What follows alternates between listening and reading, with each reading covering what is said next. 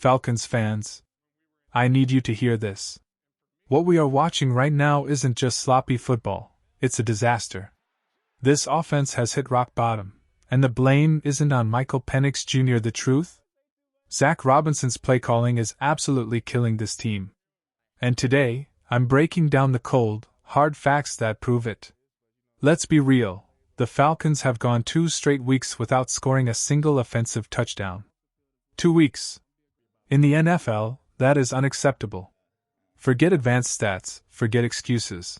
If your team can't get into the end zone for back-to-back weeks, something is broken. And right now, that something is the offensive coordinator. Think about it. This is the first time since 2015 that Atlanta has been shut out by a division rival. 10 years. That's embarrassing, that's humiliating, and it should be the wake-up call for this franchise. And it doesn't stop there.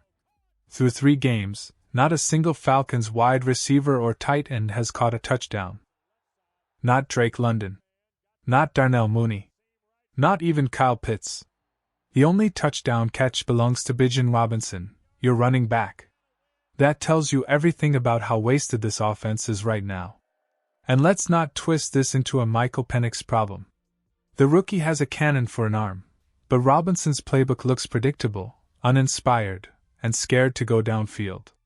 Against soft defenses, Atlanta refuses to attack.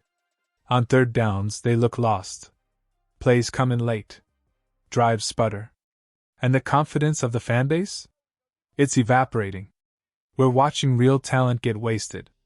London, Mooney, Pitts, guys who should be playmakers, are invisible because of bad coaching. Penix is better than these numbers show, but the system is setting him up to fail. And Falcons fans, that's why this feels so infuriating. So here's my question to you. Do you put more blame on Zach Robinson's play calling, or on Penix still being a rookie? Drop your take in the comments right now, because the Dirty Birds can't survive another wasted season. Here's the question every Falcons fan is asking right now. What is this team's offensive identity? I'll wait. Think about it. Because when you really look at it, they don't have one.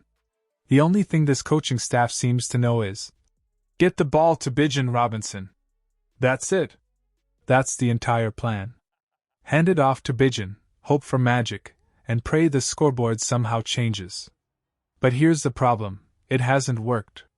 Against Carolina, the Falcons actually outplayed them in almost every major stat. More first downs. Better on third down. More total yards. More passing yards. More yards per play. On paper, Atlanta dominated. And yet the scoreboard? 30-0. A shutout. That's not just bad. That's embarrassing. You can't win football games if you don't have an identity. You can't be competitive if your only plan is, Bijan, please save us. And what makes this sting even more is how clear the numbers are. Michael Penix Jr.'s passing chart tells the story. The Falcons simply refuse to attack down the field. Everything is short. Everything is safe. Everything is predictable. Out of all his completions, only 4 passes traveled more than 10 yards. 4. Defenses aren't even scared anymore. They're stacking the box, suffocating Bijan, and daring Penix to beat them deep, and he won't. Last year, in the small sample we saw, Penix was averaging over 10 yards per throw. Now? 6.8, almost cut in half. That's not just a stat, it's a red flag. That shows you where this offense is mentally. No confidence. No aggression. No trust in the quarterback to make plays beyond the sticks. So let me ask you, Falcons fans, do you still have faith? Do you honestly believe this staff can turn it around, or are we staring down another wasted season? Right now, I'm caught between hope and doubt. And I don't like that feeling. Because until this team finds an identity, it doesn't matter how many stats they win. They'll keep losing where it matters most, the scoreboard. You'd think if the Falcons are dinking and dunking the ball, only averaging 6.8 yards per attempt, then at least the short throws would be sharp and accurate, right? Wrong. Michael Penix Jr. isn't even hitting the layups. His on-target throw percentage sits at 49%. That's not just below average, that's catastrophic. The standard you want from a confident NFL quarterback is near 70%, and that's before you even factor in drops. So what does 49% really mean? It means Penix is jittery in the pocket. It means his feet aren't set, his mechanics are off, and his eyes are darting everywhere like he doesn't trust what he sees. That doesn't scream confidence, it screams panic. And yet Raheem Morris brushed it off when asked. "I don't worry about Mike's confidence," he said. Well, Raheem, maybe you should. Because we all see it. Penix sitting on the bench alone, slouched, sulking, not talking to teammates, not pumping up the sideline. That body language matters. That's not leadership.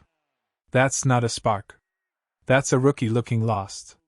It got so bad that the Falcons yanked him. They threw in Kirk Cousins, not because they wanted to experiment, but because they were getting blown out and Penix looked completely overwhelmed. If you're already pulling your top draft pick off the field after 3 games, then yeah, confidence is an issue. But it's not just on Penix. This is elementary football stuff being botched. Timing. Communication. Discipline. Coming out of a timeout, the Falcons took a delay of game. How does that ever happen? That's Pop Warner-level sloppiness. That's a coaching staff failing its quarterback. And Falcons beat reporter Joe Patrick nailed it. This team is constantly breaking the huddle with under 10 seconds left on the play clock. Then they scramble, motion players around, and snap the ball as the clock hits 0. That isn't strategy. That's chaos disguised as offense.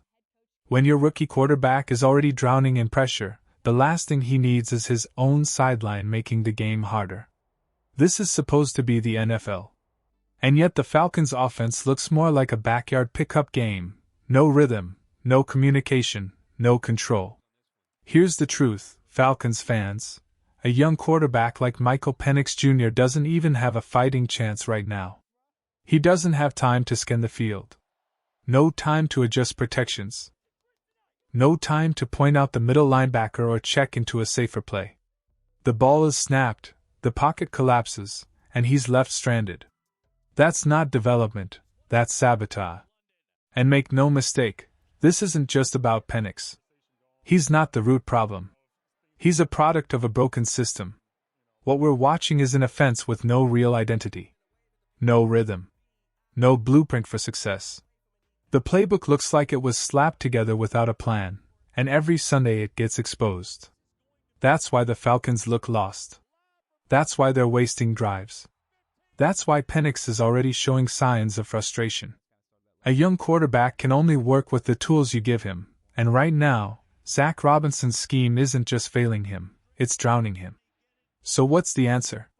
Honestly, there isn't a perfect one. But at this point, almost anything feels better than the status quo. Maybe it's time to let TJ Yates call plays. He's not proven, and yeah, his preseason work didn't inspire confidence. But desperate times call for desperate moves. When the house is on fire, you don't wait around, you grab the nearest bucket of water. Falcons fans, here's the real question. Do you trust Zach Robinson to fix this mess, or is it time to hand the headset to someone else? Because right now, this offense looks like it's running on fumes, and it's only week 3.